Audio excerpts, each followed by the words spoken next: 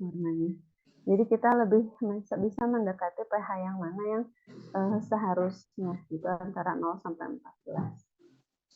Begitu ya cara pengukuran pH. Ini contoh berbagai larutan. Nah, kalau air Aquades itu pH-nya berapa? Kalau air Aquades itu yang sudah disaring ya, sudah disuling, itu pH-nya 7. Kalau kita sudah saring dari berbagai macam mineral. Darah itu pH-nya 7,4 rata-rata ya. Susu, urin, saliva itu pH-nya 6, sekian. Terus black coffee, kalau kalian habis seduh kopi ya, itu pH-nya 5. Jadi kalau punya sakit mah, pagi-pagi bangun tidur jangan langsung minum kopi. Baking soda basa, larutan amonia itu basa, dan seterusnya. Ya, itu contoh-contoh larutan. Dan sifat asam basanya. Nah, sekarang kita mau klasifikasikan asam. Sudah, pakai nama aku. Oke. Tadi mute dulu mungkin Kamunya Adinda. gak bangun. Apa? Oh iya, sorry. Tolong mute dulu. Iya, baik, terima kasih.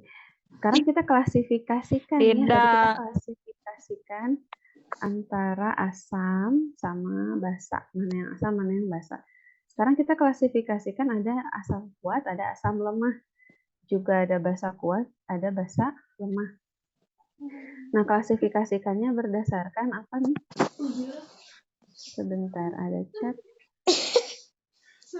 Oh iya, nggak apa-apa. Ada asam kuat, ada asam lemah, terus ada basa kuat, ada juga basa lemah.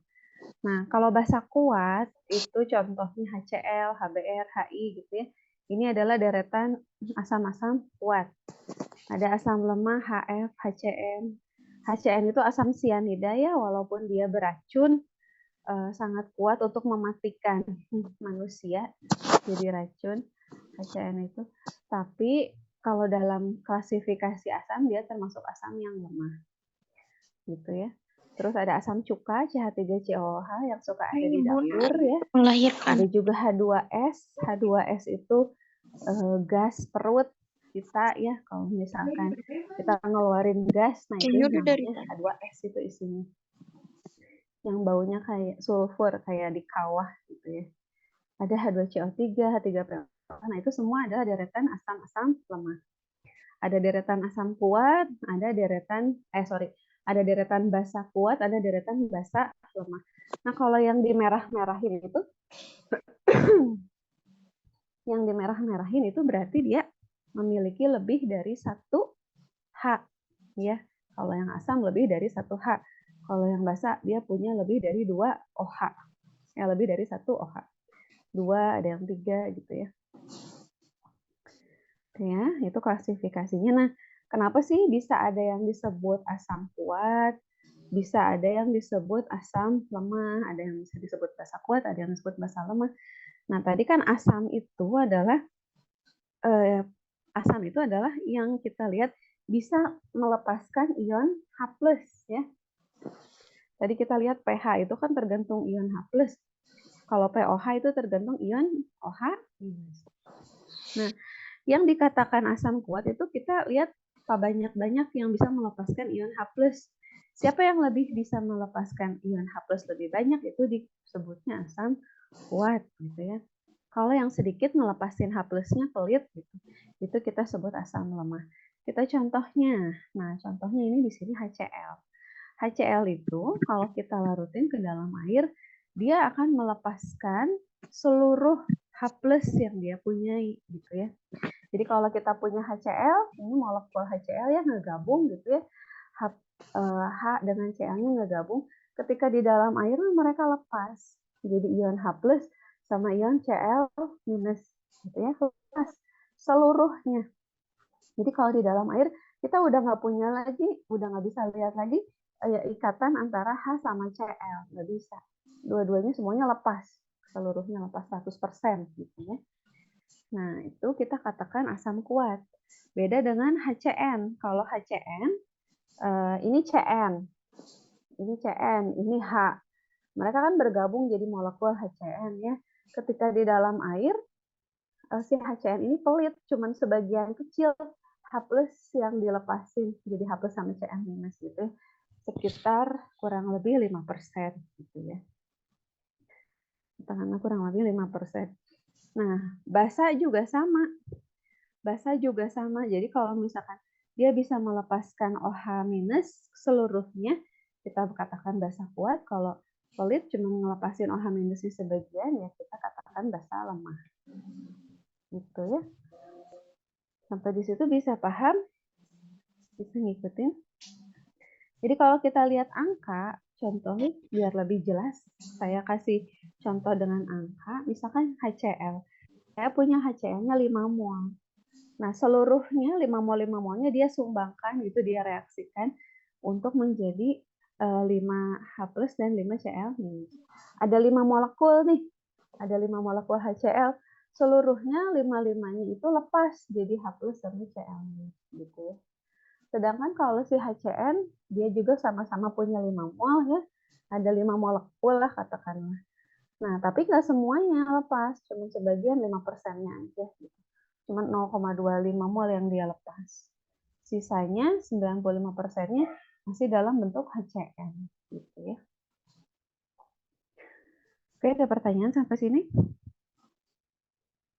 Kalau nggak ada kita lanjutkan. Ini saya perkenalan aja rumus untuk mencari pH dan pOH. Walaupun kalian udah pernah belajar ya, tapi perhitungannya tidak akan masuk UTS kali ini ya. Jadi cuma saya memperlihatkan aja bagaimana cara menghitung pH dan pOH. Pertama kita cari dulu konsentrasi H+. Konsentrasi H+ itu adalah N dikali konsentrasi si asamnya. Misalkan tadi HCl, konsentrasi HCl-nya itu adalah 0,1 molar misalkan ya, 0,1 molar. Terus kali N. N itu apa? N itu adalah jumlah H-nya. HCl H-nya ada berapa? 1. Kalau yang tadi misalkan H2SO4 H-nya ada 2. Berarti N-nya 2. Basa juga sama rumusnya. Itu kalau asam basa kuat. Untuk nyari pH-nya min log H+, untuk nyari pOH-nya min log OH-. pH ditambah pOH tadi kata saya itu 14. Jadi kalau kita tahu pH, kita bisa tahu pOH. Atau kalau kita tahu pOH, kita bisa tahu pH. Gitu ya. Ini sepintas aja, nggak akan ditanyakan di UTS. Tapi kalau UAS ini masuk bahasanya, nanti yang ngajarnya mungkin Bu Prina atau Bu Ikan. Oke, sekarang kita lihat ada beberapa jenis reaksi asam dan basa. Ada apa aja reaksi asam dan basa itu? Nah, kalau asam ditambah basa, dia pasti akan menghasilkan garam dan air. Nah, tapi karena asamnya beda-beda, basanya juga beda-beda, maka garam yang dihasilkan itu beda-beda juga, gitu ya. Nah, jadi secara umum itu asam tambah basa itu menghasilkan garam. Garam itu pH-nya berapa sih? Nah, ternyata tidak semua garam pH-nya netral, gitu. Tergantung asamnya, tergantung basanya. Tergantung asamnya siapa, basanya siapa, dan tergantung mereka itu berapa banyak, gitu ya. Jadi kita harus lihat asam basanya itu kuat atau lemah. Pertama itu ya. Kedua itu kita harus lihat berapa banyak. Gitu. Nah, jadi apa? Masih ingat ini? Kita kalau bikin sandwich ya, 2 minggu yang lalu kita bahas ini. Dalam suatu reaksi itu ada suatu ketetapan koefisien. Nah, jadi kalau misalkan si A bereaksi dengan si B itu pasti perbandingannya ada tertentu. Contoh kita mau mereaksikan keju sama roti. Satu keju harus bereaksi dengan 2 roti itu untuk menghasilkan satu sandwich gitu ya. Nggak bisa pakai 2 keju, 1 roti, nggak bisa. Pakai 2 keju, 3 roti, nggak bisa gitu ya. Ada perbandingan yang tetap gitu dalam reaksi kimia. Masih ingat yang ini mungkin? Jadi kalau kita punya rumus perbandingan untuk reaksian keju sama roti itu harus 1:2 gitu ya. Nah, sekarang kalau misalkan kita punya seperti ini, kita udah punya rumus tadi. 1 keju harus bereaksi dengan 2 roti. Terus kita punya stok seperti ini ya. Kita punya rule seperti itu dan kita punya stok seperti ini. Kita punyanya 3 keju, terus punyanya 8 roti. Itu menghasilkan berapa sandwich?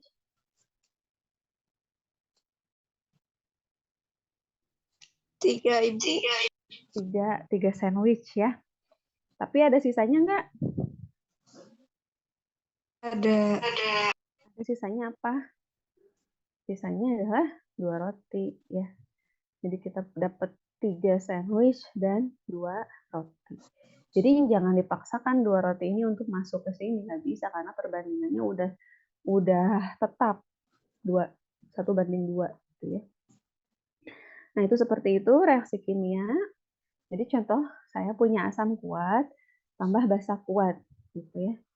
Nah, jumlahnya itu misalkan asam kuatnya kita punya 5 mol. Basa kuatnya kita punya 10 mol. Nah, si perbandingannya itu sama kayak tadi, kayak roti sama keju. Asamnya itu harus 1, basanya itu harus 2.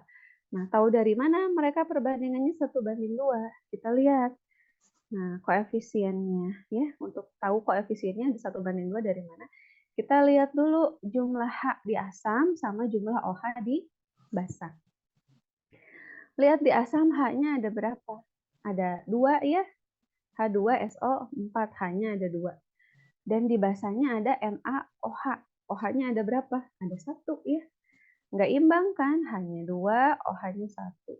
Biar seimbang, NaOH-nya kita harus kalikan dengan 2. Gitu, biar bisa menjadi 2H2O. Gitu. Jadi, maka perbandingannya harus 1 H2SO4 ditambah 2 NaOH. Baru menghasilkan Na2SO4 ditambah 2H2O. Gitu ya. Oh, jadi sekarang kita udah tahu perbandingannya 1:2. Nah, sekarang kita punya stok. Stok asamnya 5 mol, stok basanya 10 mol. Ini 5 keju, ini 10 roti, gitu ya. Nah, udah sama belum perbandingannya? Kebetulan ini sama. 5 sama 10 itu kan 1:2 ya. Nah, jadi kalau kita punya 5 keju, 10 roti itu bisa direaksikan semuanya sampai habis. Ya.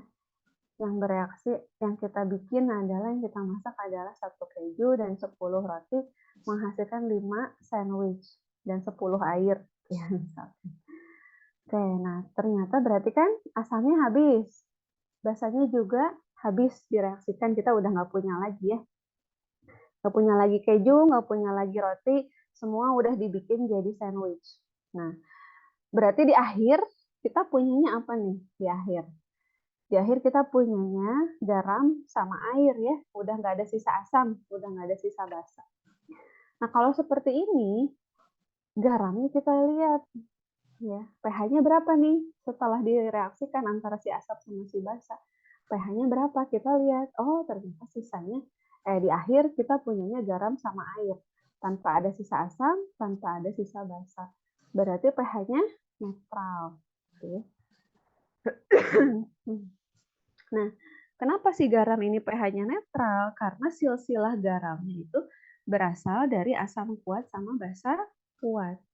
Gitu ya. Jadi si garam itu nggak selalu 7 sebetulnya pH-nya.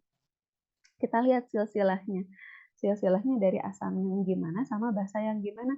Kalau dua-duanya sama-sama kuat, berarti pH garamnya 7. Itu sama juga dengan kalau misalkan kita genetik ya.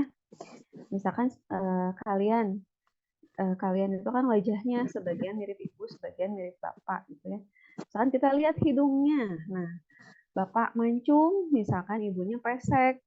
Nah, terus kalian yang mana nih? Kalau misalkan genetik bapak itu kuat, ibunya lemah gitu, kalian lahir mancung gitu ya. Tapi kalau misalkan genetik bapaknya lemah, ibunya kuat, berarti kalian lahir pesek gitu. Nah, tapi kalau sama-sama kuat, berarti nanti hidungnya adalah gabungan dari ibu dan bapak. Kalau misalkan sama-sama kuat, garam itu berasal dari asam yang kuat sama basa yang kuat, nanti dia pH-nya netral 7 gitu ya. Di tengah-tengah gitu, seperti itu. Oke ya. Nah, tapi kalau misalkan si garam itu silsilahnya berasal dari asam kuat, basa lemah, berarti si garamnya bersifat asam. Kalau misalkan silsilah garamnya itu adalah dari asam lemah dan basa kuat, berarti dia akan bersifat basa. Gitu ya. Ada yang mau ditanyakan sampai sini? Oke ya, kita lihat. Nah, sekarang itu kalau tadi kuat lemah. Nah, kalau sekarang berlebih atau nggak berlebih? Gitu.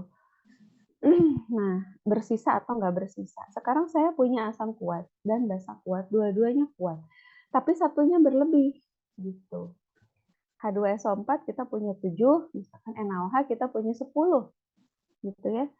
Kalau kita punya 7 keju, 10 roti direaksikan, berarti berapa yang menjadi sandwich? Berarti ngikut jumlah keju atau ngikut jumlah roti? Roti.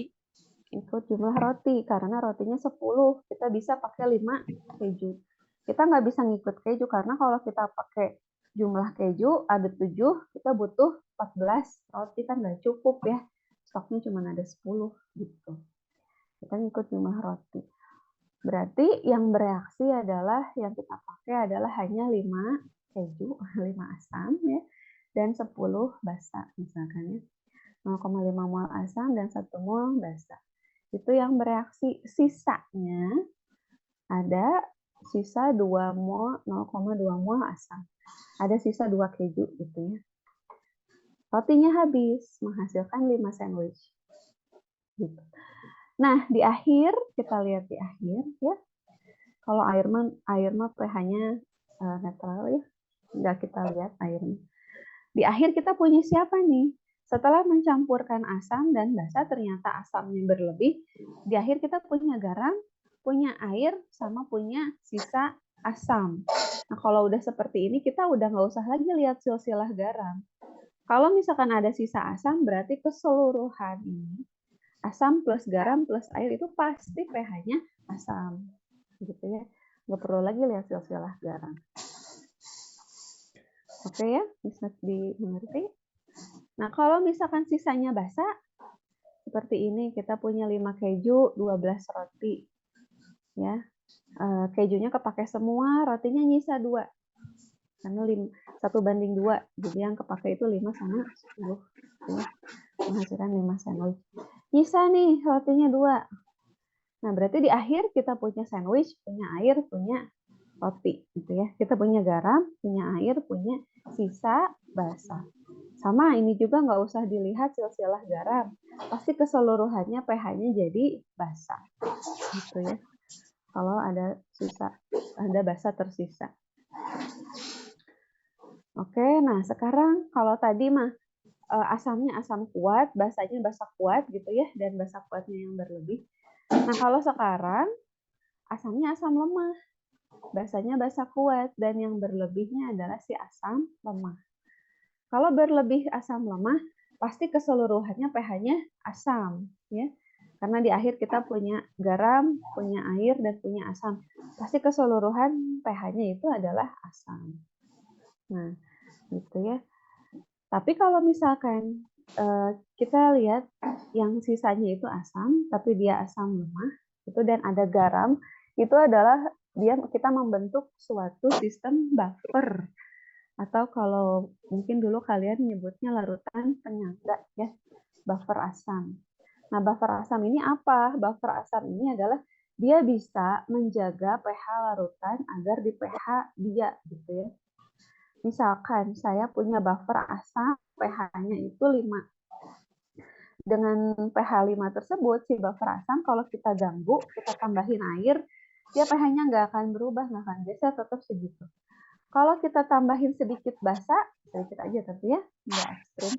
Kalau kita tambahin sedikit basa dari pH 5 tersebut, dia nggak akan melonjak tinggi pH-nya jadi 7, 8, 9, 10, enggak. Misalkan kita punya pH 5. terus tambahin sedikit basa. Dia paling geser pH-nya itu menjadi 5,5 gitu ya, 5,4 seperti itu. Jadi dia bisa menstabilkan pH, masih di situ-situ aja. Kalau kita tambahkan sedikit asam, dia nggak akan turun drastis pH-nya jadi 1,2, enggak.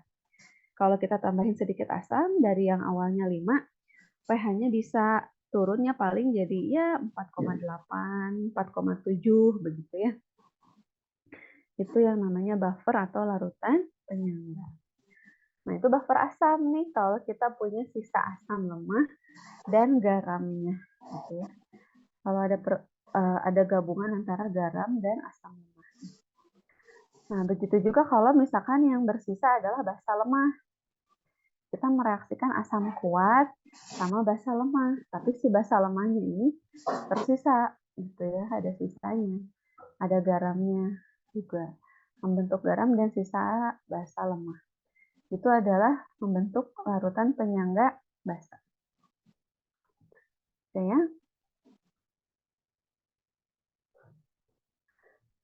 Oke. Terus ada yang mau ditanyakan sampai sini?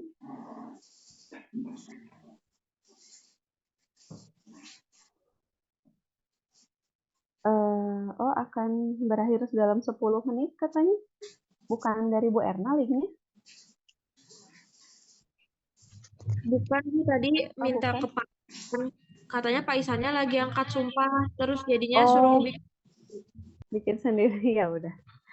Oke, kita percepat aja ya. Nah, terus kalau misalkan Zoom-nya berhenti, kita join lagi aja ya.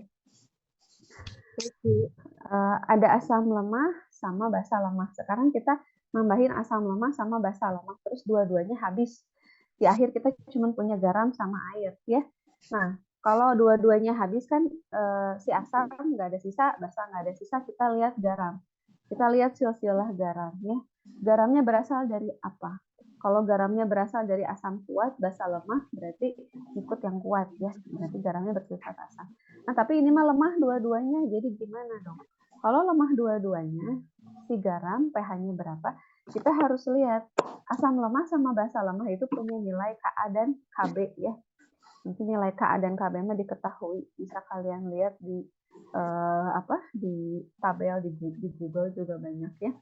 Tapi nanti diketahui.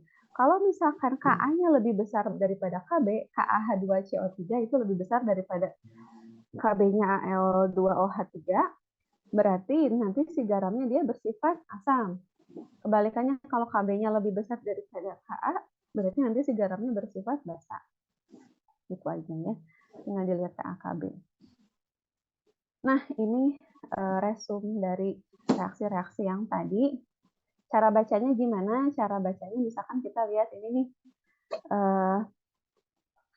Ada basa kuat, saya ngereaksiin basa kuat berlebih sama asam lemah. Berarti ini hasilnya ya. Ini basa kuat berlebih, ini basa lemah. Kalau basa kuat berlebih sama asam lemah, udah jelas pH-nya pasti basa ya. Oke.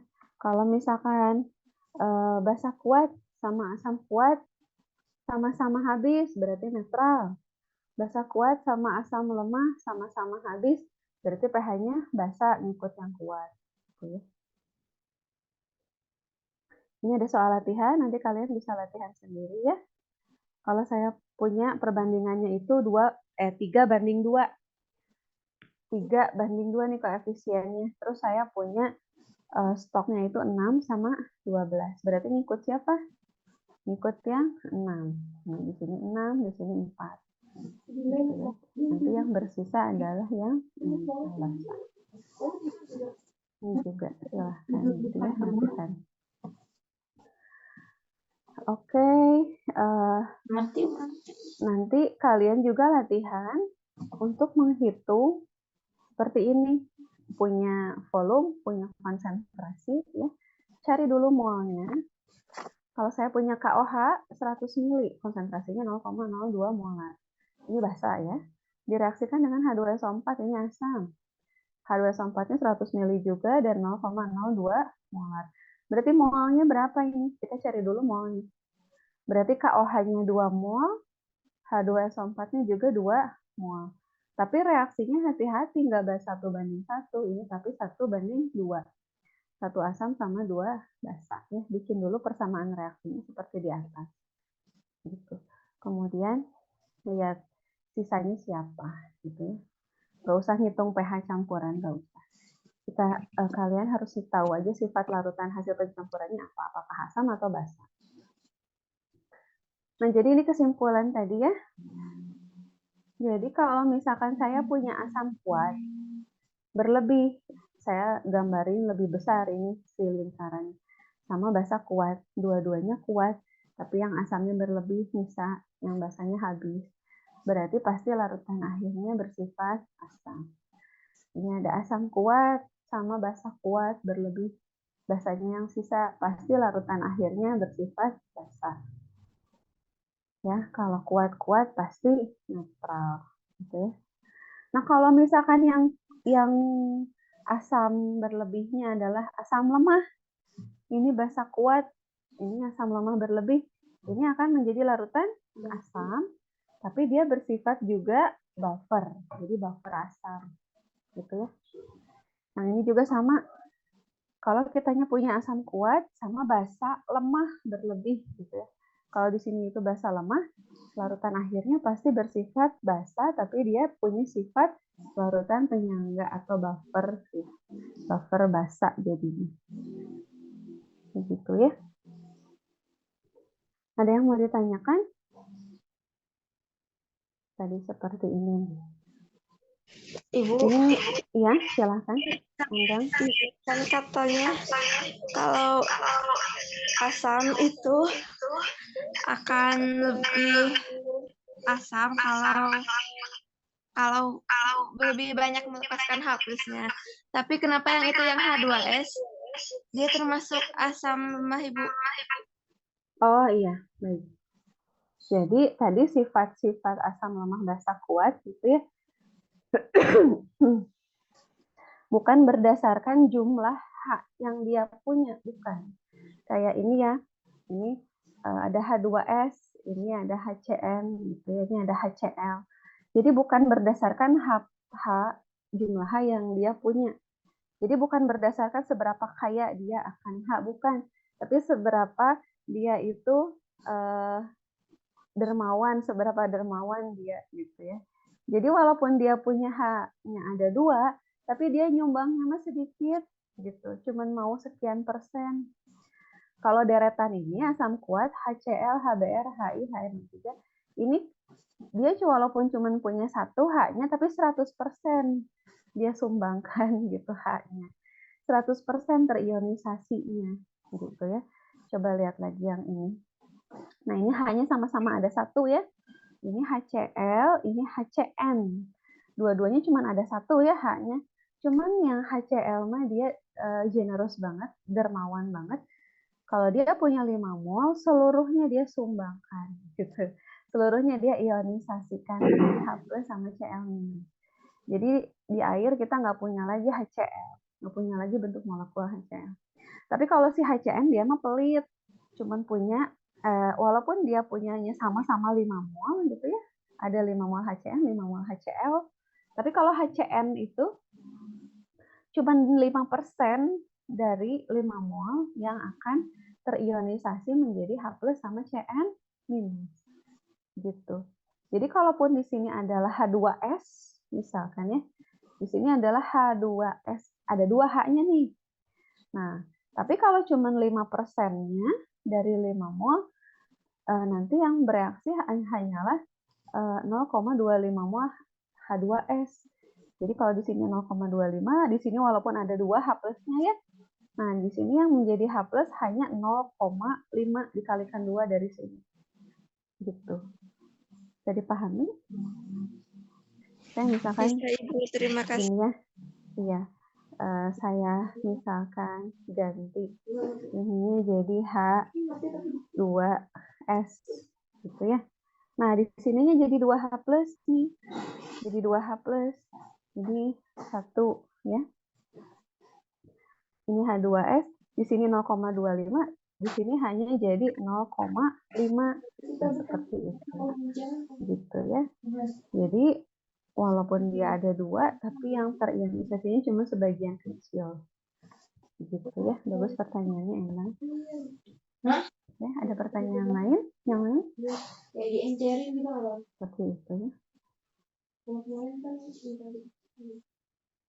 kayak video gitu. Ada Ada pertanyaan lain? Jadi itulah mengapa ada yang dikatakan kuat, ada yang dikatakan lemah. Kalau yang kuat itu yang dermawan, ngasih H+. Kalau yang lemah itu yang pelit, pelit. Walaupun dia H3PO4, dia punya hanya 3 gitu. Tapi dia hanya lepaskan cuma sebagian kecil. Gitu ya. Yang sekian persen. hari Rabu ada apa? Oke, ada pertanyaan lagi? Jangan dilupain bagaimana kita perhitungan reaksi. Ini mungkin analogi paling mudah yang bisa saya kasih ya. Kalau kalian punya stok. Kalau stok mah bebas kan ya. Bebas punya kejunya berapa, punya rotinya berapa. Tapi kalau udah ada rule-nya 1:2, ya kita pakainya harus 1:2 yang bereaksi. Kayak gini gitu.